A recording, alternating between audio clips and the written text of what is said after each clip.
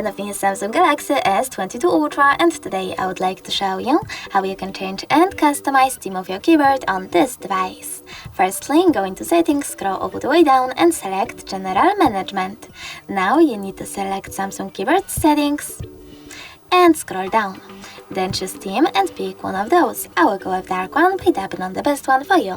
When you're ready, just go back. As you can see, theme of my keyboard has changed. But you can always go into Play Store, click on the search bar and type in Gboard.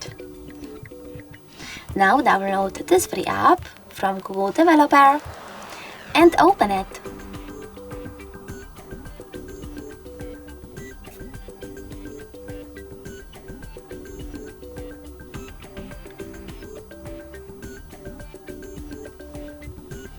Over here, choose Enable in Settings and tap on the switcher next to Gboard.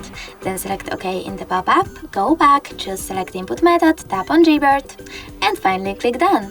Now you need to close this window and go into Device Settings. Scroll down, choose General Management, click on Gboard Settings and tap on Theme. Now you can pick one of those or choose Show More and select all available options. When you're ready, click on the best image, tap on the switcher next to key borders to manage them and choose Apply. As you can see now, when I go back, theme of my keyboard has changed. But you can always go back into the same settings and customize it by clicking on this plus icon next to my themes, under my themes, selecting one of the photos, pinching it to scale and dragging to move.